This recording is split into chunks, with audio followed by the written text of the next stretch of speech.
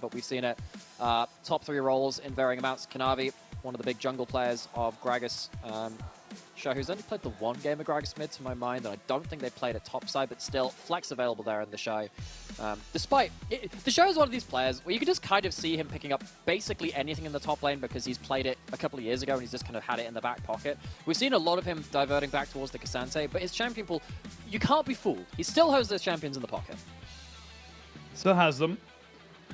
Still very, very powerful because he breathed, now taking in the Jayce matchup. Could go to Angel as well, as they are going to lock in that Maokai. So plenty to be able to move around with. Lots of discussion happening right now. You can see there between Wei and his coach, making sure they're happy with what they're going for there. And good to see them kind of building out that profile. This is something that we're seeing a lot more of as well. Just kind of diversifying that damage profile early on in the draft just gives you more options later. Yeah, so fun thing about Bugs is that their coaches on stage are some of the great players of earlier seasons as well. You have Easy Hoon for Weibo and you've got Heart for RNG. Both of them have many, many games and years of experience playing on stage before they move to those coaching roles. Gives them some of that kind of extra in-position experience. Is going to go back to our game on days. Wonder see ourselves towards another Varus lock-in for that Gala. It's actually going to be Karsa picking up the Viego over the Vi. So once the opposite side of this matchup feels like he can do a little bit more with the Viego, considering he's going into the Maokai, and honestly both will be happy to just kind of farm it up for the first few camps, and no real question mark here for Gala. I would love to see him go for the Kaisa again. We always love seeing him playing that, but it's just like getting through lane against that yeah, Xayah. It's really annoying. However, I feel still fits that kind of wheelhouse of being aggressive. And if you kind of like start getting a bit, start trying to what's that backline, something like the Aphelios, you know how hard him down we saw earlier in the day. That's a good job when you have kind of like the extra ability to peel for him. When you have a Maokai ult, that's one good way to do it. Expect maybe something like either a Nautilus or a Lulu on 4. Wondering if Weibo wants to remove some of those. They can, of course, lock in the Rakan. It's higher value for them because it's paired up with the Xayah. But Ming, less options of that peeling variety. The Lulu's first to go. We should see, I was going to say, the more mid lane bans coming out here for RNG, as they are going to have first pick into this. They might look to either get the Rakan themselves or maybe the Lulu. Gwen being taken away here as well, because they're not 100% sure where this Gragas is going. Could still be in the mid lane or top, so they're not 100% ready to commit to where exactly very this will be outside going. chance of there being support. It's just you consider that Weibo want to be. I mean, I wouldn't say it'd be good because they want to be winning lane and Gragas support. Not the best at doing that nowadays, but still. Weibo, on that same kind of note, if they want to be winning that bot lane, I think you really do have to ban away some of these prime lane pairings with your fellas. The Lulu and Nautilus are the ones to go. Those are the ones that we kind of highlighted already. Now the question is, are you going to assume that it's the Rakan and lock in something which does pretty okay in lane against that? No, they're not. It's going to be the Sion towards Breathe. It's his most played of Spring so far. It allows you to play front to back and gives you another thing to put in front of Aphelios, which makes it harder to kill him. Yeah, kind of building up a wall right now. We know how the Aphelios, when he's able to just plant his feet, go at the fight at his own pace, he can be an extreme danger to any side, as Weibo happy to take the tank v tank matchup. They are going to go ahead and throw that Gragas into mid lane and say, Ksante, you are going up into that Sion. We do not want the Gragas to have to just kind of tank that one up there. So Gragas into the Jayce, not a matchup I'm 100% familiar with, but good wave clear from both sides. And now you got to give up your final support pick, and it is going to be the AShe, something that we haven't been really seeing honestly at all in the LPL after the 13.4 changes. Has definitely fallen down in priority, but given that they have the Aphelios and going up against the Xayah Rakan, it should do fairly decently at just keeping them at arm's length to make sure they get going. If it was another AD carry, I'd agree, but as we were saying before in previous Aphelios games, Aphelios isn't really a champion at level 1 where you want to be fighting around barrier on AShe, you're kind of going through your Halo Blades kind of procs, trying to get very strong level 1 trades.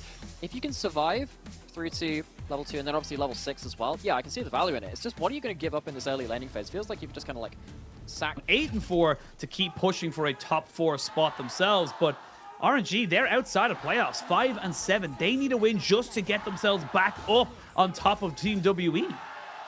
And given all of the games that we've seen today, with, you know, IG even losing to Team WE in their first series of the day, and then, of course, the whole host of results in the last couple of weeks, the teams which you assumed were just gonna gracelessly slide out of playoffs have actually had a very good second win. Our top teams have not been solid in all of their games. They've lost games here and there, and they haven't been bad games either. Actually, it's not just them slipping up. Sometimes it is a factor, but of course these bottom teams who are looking to get into playoffs have had more than enough quality of their own. RNG, though, if they were to lose this game 3, it feels a little bit all for naught. Falling to 5 and 8. That's even with 2 or 3 series left in the whole spring, for most of our teams left on the calendar, to be a very difficult position to reconcile. We are hurtling towards the end of the split. Only 2 weeks left to play. 1 weekend, so 2 fast. weeks. It does. It starts and then it finishes, and we're looking at a gauntlet of... That's how most things go in fantasy. Yeah. Well, you know there's what? a start and an end. Some stuff happens in the middle. Unless it's One Piece. One Piece never ends. The One Piece is real. It is real. It's just never going to end. It's perpetually in existence. But seeing how this kind of one works is that, you know, like I was saying, that, like, you know, you're running out of games to be picky. You have to pick up the ones where you can. And like I said earlier, 5 and 7 for RNG might not be good enough. You know, they need to really kind of looking very deep inside themselves, thinking about where they're going to be picking up the wins if they don't pick it up today. Because if they go to 5 and 8, they then play Ultra Prime, should be able to win that. NIP, RA, decent enough teams that can maybe, you know, kind of, there are no easy matchups, but it's definitely a lineup that you would love to start that last little run just as you're going into the end of the season with a win. I think the takeaway is that, you know, even if they don't walk away with the win today, it feels like these games were winnable, which is a big improvement over what we've seen before. Mid-jungle 2v2, potentially coming through. Flash is committed. Oh, the flash is committed. Angel, though, does get the flash back, and now Karsa has to be trying to run away. Really well done here, as we can see now. 2 flashes for 1. Weibo do not come out the better of that trade. Yeah, Wei utilizing Maokai's powerful counter-ganking ability to stop that mid-jungle 2v2 falling apart. Maokai can sometimes struggle to go aggressive, but that's not the use of it here. So it's still going to be Jayce without a flash. Still means that when you're going to hit that level 6 mark, there's a chance of Xiaohu just kind of barreling forwards, punting him back into the team. So even actually losing 2 flashes from the Viego and the Gragas, there's still something to take away from that. Jayce is notoriously easy to pick off without his summoner spells. Is something that they need to be aware of. I do like that Angel goes back. It's a cheeky little back in, get himself some boots. So having that extra move speed with the phase rush, giving him I'm not going to flash, at least I'm going to walk quicker. Exactly. I'm going to get the extra movement speed to keep my relative safety. Just that, relative.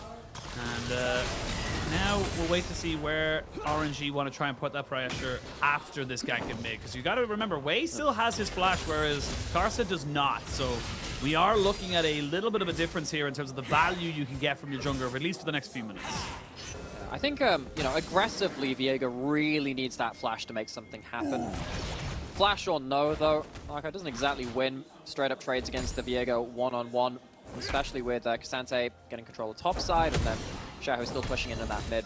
Doesn't look like Wei is going to have that many aggressive options.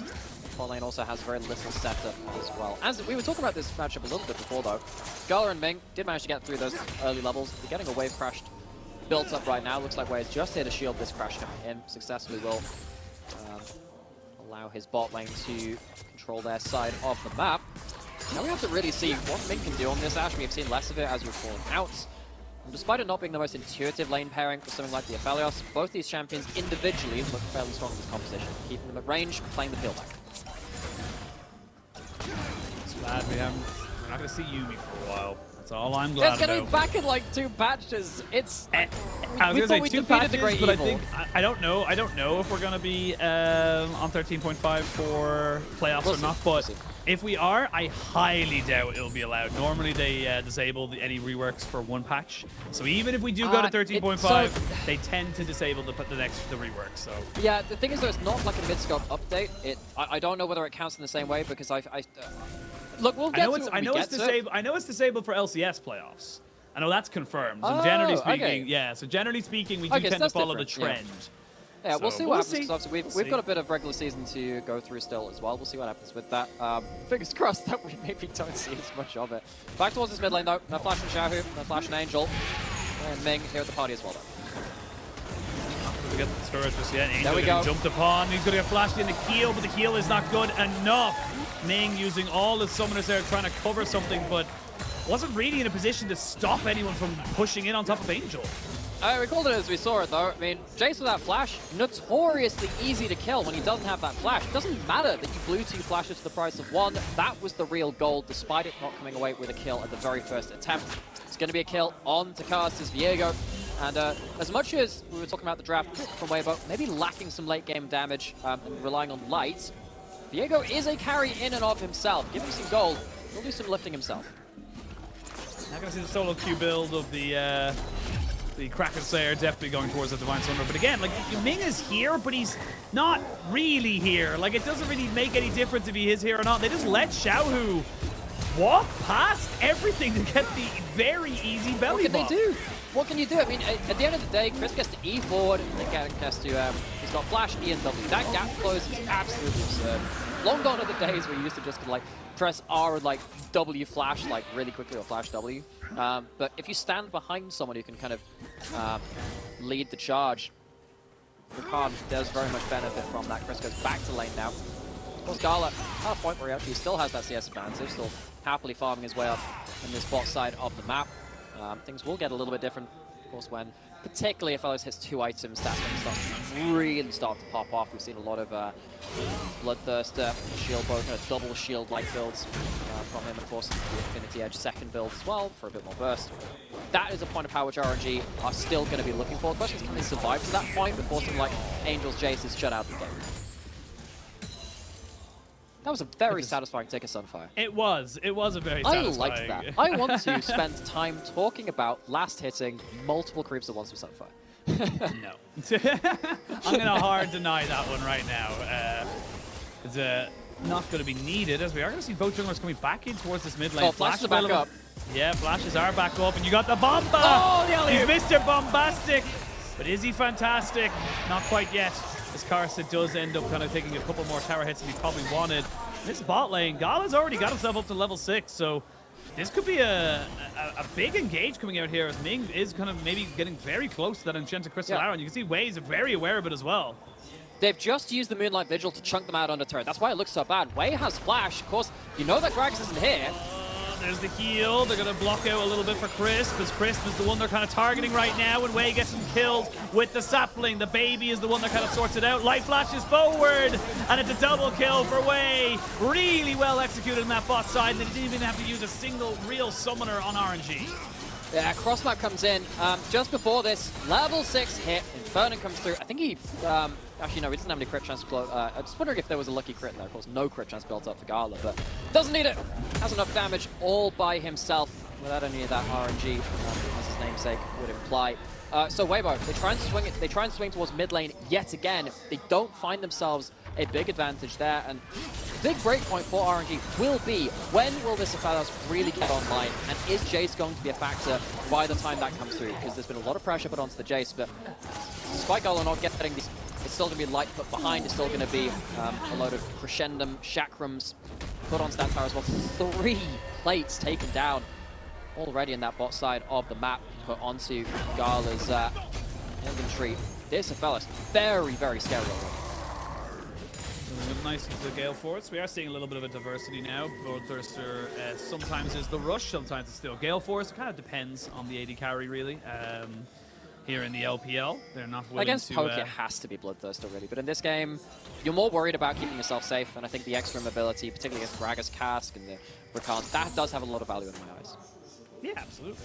You can see Gala now just soaking up more waves. Level 7 already here. The other Enchanted Crystal Arrow, they need to be very careful here. Ming could just throw that out. They don't have the Maokai ultimate. I think they would love to have that as a kind of secondary engage if they were able to go for it. So, but at the moment, waiting to see if anyone walks forward to get a sniff of where the way should be. So Aphelios isn't the longest range champion, but when he has Caliber and when he has the rifle, if someone gets hit by that arrow right in front of him, he can kind of cycle through his like rifle Q into his ultimate. That's basically an extra like 3 auto attacks in quick succession is the way those abilities work. Loads of damage to be followed up on. So be very careful, as you were saying. This AShe is actually at the point now. He is going to be very useful. Angel, credit to him, surviving that last gank. Very important because he survived with his flash. Talked about how Jayce very difficult to play once he's lost that summoner spell. Anything he can do to keep that available, very important to his team. Wei reveals himself. Cleanse and ult available to Light, so doubt they're going to throw out a optimistic arrow, and Viego was in the vicinity as well, so could have been turned around in favor of Weibo Gaming. And RNG, I'm not giving up on this series just yet. Angel goes uses to the skies to clear out this wave. Very happy to kind of just make sure he's just covered in that regard. But 2 kills over to Wei means he has got his demonic embrace finished very, very early. So having that item does make him a bit more of a threat in these early game skirmishes should we see one around this dragon in 25 seconds. That's actually a decent point to make, because a lot of the time you can talk about kill stealing away from various carries, and that is relevant in some cases, particularly when you've got some tank supporting just like, oh, I mean, you don't really need the gold, right? When you have junglers like Maokai, which are actually very efficient with the first and second items that they complete, particularly even with the nerfs, Demonic Embrace just so strong on Wei. You can see the ability to poke out, control objectives, these saplings still very, very valuable. That gold goes a long way. Angel still has his flash, but he's caught out his own here. He's isolated for the time being. Shirley gets to get dropped into the mid lane, is going to pick up plates just for Karsa. No one really there to claim the local gold there alongside him, so there is the one. As we now see these Solaro coming out, they're going to use the Maokai ultimate again as well. Look at this damage. The bomba lands onto nothing, and now Angel comes in, Light pushing forward, and it's all RNG all the time. Light's not going to bother with anything else. He knows he's dead. And Karsa has nowhere to run. Ming even actually trying to find him in this mist, but right now he knows there's no real need for it. Second dragon to RNG, this tower in the bot lane as well. This gold lead is building, and this advantage is growing for the side of RNG. Insult to injury, Gala has Severed Crescendum, fastest way to stack those turrets and those chakrams. So much ability to shred through these. First turret goes down to Gala. This Aphelios was already doing damage. They haven't even got themselves towards their first item spike. Gets himself a 3-weapon switch, starts off with the rifle, switches out to it, goes straight back into the AoE. So much work done. Gala really sets himself up for success here. Yeah, great setup of the guns there. Really smart movements just to make sure that everything he did was just perfectly set up. TheShy is looking for a fight here. As we got Wei coming in here maybe to try and help his top laner. There is an arrow that's going to stop TheShy from getting breathed immediately off this, but they've got one, and Breed hasn't died, and Chris, he needs to get away. What happened? How did Breed not die? Did he level up? I have zero idea. We're gonna have to go and see a replay of that one, but the AShe arrow buys the time for the turnaround. They also fight in a bush with Wei right next to them, so they already, even though it's nerfed, these saplings with the demonic embrace on top of them, inside that brush, those brush saplings do so much work. Chris gonna walk into Ming. Still does this amount of damage, has the lethality built up, and Gala gets to get more free hits on this tower. Sentinel turret's now in inventory, gives him that kind of a artificial long range. And RNG, we said that. Hey, great game 1, but maybe it's on Weibo's composition. Game 2, they showed us some signs of brightness, even though they were kind of picked off in fog of war time after time. Game 3, they're coming out swinging, and they're really starting to make Weibo sweat. Yeah, I mean, Braid is level 10 at the end of this, so he didn't level up, so how did they just let's go through this. Let's try and triage this. So, when you're playing Ksante, you're obviously looking to kind of like drag your opponent back into your side of the map because you have that option to drag into the terrain. That's over. Done a decent amount of work, but you're fighting in this brush. You have that burst happening with the demonic embrace on top of it. What the heck happens here? Is that a grass proc? I think it's a grass proc. It's just enough healing. That's a very tight turnaround. Oh, wow, that feels so bad for Ksante and TheShy. You're going to see Breed pushing in, getting his little bit of damage down. His Light, I was going to say, he's going to either have to flash or ult, because he cannot take that decimating smash with a gravity available now. We're going to see a little bit of a move here onto Wei, who is going to die at the end of it all, but does get his opening off right at the end of it, so decimating smash is good. Angel's getting 1v1 by TheShy, as TheShy has been angered after that top lane display. And everyone kind of backs themselves away from this Rift Arrow. It's getting scrappy now, Nymaera. It's getting weird, and we're getting into unknown territory.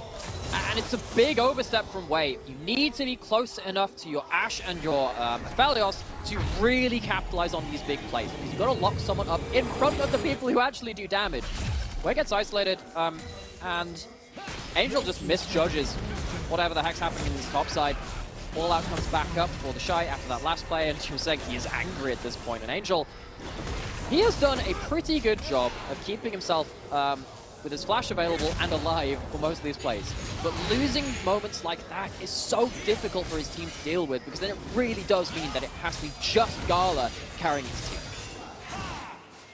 Yeah, Angel not having the greatest of times right now. It's still equal, almost exactly on goal with Xiaohu, and TheShy very angrily takes him out on the top side, but be aware where exactly you're going to be taking those fights, because TheShy on this Ksante is shown throughout this split he is very comfortable on this champion, has no problems whatsoever with taking any 1v1.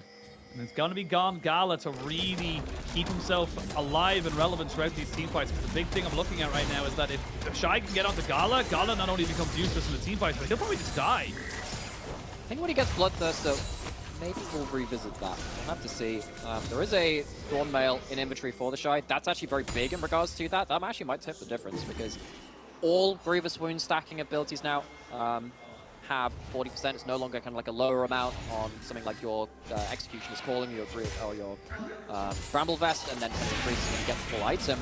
So already big power spike for TheShy if he chooses to engage onto these, well, pretty much anyone on the bot side of the map. Herald comes in, crushes that mid lane out of turret. Weibo, good signs for them. That will allow them to take control of a lot more vision. Maybe stop Wei from getting control of areas with the sacrifice. Poke coming out here onto the light stops him from kind of moving. TheShy is a bit isolated, and with the extra CC, he does have to buffer it and keep himself in relative safety. RNG now moving forward. Chris gets hit by the arrow. He's taken so much damage, and Decimated Smash is just that. A lot of your engage is no longer available. Xiaohu goes forward, but now you've got the big old Sion running forward into the depths of hell as Weibo look to try and keep themselves relevant. Good ultimate from Light. If that hits with the accelerated shock blast, he knows he's dead. But now you're 5v4. Xiaohu and TheShy trying to just keep everyone interested, keep them away from the dragon. TheShy is just being slowed down bit by bit, and actually taking a lot of hurt right now. He's down to about a third of his HP. Yeah, but Weibo, I think they start this off the right way. They stop RNG from getting into River and controlling it with saplings, but they haven't managed to do that for the entirety of this. They don't manage to completely keep them out. Now these shock blasts come through, RNG should be securing this one. Crisp is back. Crisp has died and resurrected, excuse me. We're going to go and try and take this fight. It will not be stolen away. It actually won't even be smited. Actually, interesting, you know, Karsa had the upgraded smite. Wei did not. And Angel. Yeah, good point there, actually. I was like, oh, you know, they're not going to walk up to see us like, hang on, he's invisible. Hang on a second, what's happening with that smite? But get away with that. Weibo, as I said, I think they approach this in the right kind of way, because you're trying to stop Wei getting maximum value out of his own points of power. And at this point as well, Gala is in a bit of an awkward spot. TheShy actually does a decent job of making sure that Gala is only hitting him, who is the least valuable target that Gala could be hitting. But Crisp dying so early into this fight, not actually managing to threaten the backline, makes things awkward, because after that point, you know, who's actually hitting the Aphelios? I think at the start of this, I don't mind the theory, but if you miss that Aphelios, good luck winning the fight. I mean, 007, Ming having a fantastic time comboing up with Wei here on this AShe, and 30 CS difference in the AD carry He's as got well. a license to kill, but only wards. Only That's wards. like, only wards. That's literally the only thing he's actually got a license to help someone else kill. That's the way it works. He's got a license to help someone else kill. License to kill the lights. Yeah. No vision for you. Umbra Blade, of course, got some nerfs as well, but it's still basically an extra sweeper. Still gives you an extra ability to clear out a lot of these wards, which would be very important. Maokai, with the Umbra Glaive on the team, gives you much more ability to play around these objectives than a team without them. Angel, now actually winning the side lane matchup fairly effectively. Might force the ult out shouting. Definitely going to least fall below a third of his HP. Angel with that accelerated gate. You see the arrow. No. Surely not! Right across the map from downtown, and Angel dunks on Xiaohu and says, I am your replacement, I am your better. Not just a license to kill wards, I think. He's got a bit more firepower to his name. Takes down the Gragas, helps them secure that kill onto that bot side of the map. And Angel, who had a couple of awkward moments in this game, starting to become a side lane threat in a way that Weibo couldn't manage in their first game. They had much less CC to deal with. They couldn't really enable TheShy playing that champion, but this time Angel playing it from the mid lane, having a lot more ability to impact the game beyond this point. Really, really well played there by Ming, and we know Ming for the big heavy hard engages, but still got a fair bit of aiming in him as a really nice long range arrow just lands its mark absolutely perfect. And those arrows can be just so demoralizing for the other team. It's like when everything's going wrong or not going your way and you end up getting caught by a multiple screens away arrow. It's like, what are you supposed to do? How can you turn that one back around? There's just no real counterplay to that. No. Okay. What? Breathe now. Oh god. Not the same amount of ability to kind of have as someone like Angel. Not very able to clear through these waves. RNG. It's out of 7. Here again, that we are to quickly close in with the very end of spring. As it stands, RNG would not make the playoffs cut. Series like this are very important. Moments are very important. That is such a good shot. Now, there were some changes like speed across the map. I think that far absolutely. Angel gets to capitalize. That is a special moment for RNG. That really is. That just, like, yeah, you can see the how much it means to them there on the staff. The play and the series that gets, that is a moment you can point to and say, that is a hero play which got us in the playoffs. Long way to go, but that's a moment. Absolutely. Now we come back into live, 1 minute till Dragon spawns. Only a 2,000 gold lead, but RNG are tempering the idea of maybe going for a Baron, but not to be done just yet. Breathe does not win this 1v1 against TheShy anymore, so he's just going to have to absorb all this damage. But if TheShy goes in under the turret, he will lose more health bar. That's just kind of how that works. But now, a little bit of a 1v1. Breathe does have flash, and he does use it. That arrow not going to land. TheShy desperately wanted to make that one work. If he can kill off Breathe there, it could be huge for his team. But he does get the flash out of Breathe, so really nicely done there by him. So, at least some side lane winning matchups for Weibo. We saw that Angel was starting to bully out that Gragas early lane. Felt like the Jayce was really under threat from the mid-jungle 2v2, which Weibo had really drafted towards, but he didn't get that much out of it. Jayce is a factor. It was a worry that we had for RNG. Is it just going to have to be Gala with a load of tanks in front of him trying to carry the entire fight? Doesn't look like it's going to be the case now. 2 items hit for this Jayce on a decent kind of pace. On the other side, Xiaohu on the Gragas really struggling to land the same kind of impact which he did in their win in Game 2. Dragon Spawn will be sold for RNG. Crisp on the flank. How much can you do with that? Crisp on the flank. I look for a bit of a pincer, but Fight already took a chunk. So he's down about half his HP. Xiaohu looking for Gala. TheShy knows where he is. They know there's no Maokai ultimate. Chris jumps over the wall. They're going to look to secure. They do not get the steal off on it. It's RNG with the soul point now, and they can get this fight going for themselves as well. Look at all the chakrams for Gala. He wants this fight. He gets one. He wants another. He goes forward with the Gale Force, but he's not quite stopped, as they're going to keep on getting more and more kills. It's RNG all day long. They're going to keep pushing TheShy back. They're not going to bother killing him off. They got their goal. Time. Go to Baron. Yep. Gotta go towards that Baron at this point. Soul secured for RNG. They have managed to keep Gala safe, keep him with tanks in front of him. And Weibo don't manage to steal. They managed to get themselves onto the Dragon, force RNG away from the pit, but it wasn't enough. Wei gets the secure. Now they have themselves that extra move speed. So very important when you've got triple melee topside, and you've got a Rakan trying to judge those distances, pinpoint as well. The extra move speed, the slow resist, so very important to track game like this. See the Karsa RNG got caught. He couldn't get into smite. He got caught by Maokai ult. Yeah, I thought that it was going to get a bit close when you see members of Weibo manage to walk up, but even then, if you're trying to get the objective, you're not shutting down someone like Gala. Gala gets going, has more in the fight at this point, so makes it very, very dangerous. Flash traded for Angel away from Light's ultimate as well. Currently doesn't have that ultimate. Watch out for the next, 20-odd seconds. Maybe an opportunity to force a plan to Light with that cleanser. That's all. There it is. Light. Oh dear. Perfect. Gala picks that one up. Ming just doing so well to make sure this one. Gala though isolated. And both AD carries in a rare moment of just getting caught out, both getting themselves killed very quickly. Not exactly what I'm seeing. A rare mistake from Gala in this series. Yeah, Chris now trying to press the advantage. They don't have the Aphelios. Where's the damage? I mean, there it is. Angel's got plenty of it behind him. Way doing enough to just keep everyone busy away from his carries. Chris wanted to go for something, but a little Tokyo drifting!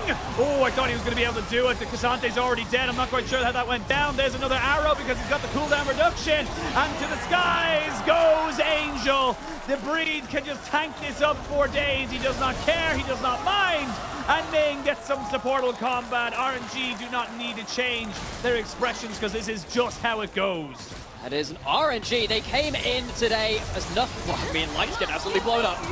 Yeah, Light's getting blown up. He even flashes to try and get away with the feathers going flying. Angel gets himself another kill. It was a rough game 2 for Angel, but he has come back swinging in game number 3. 5, 2, and 6 on this Jayce.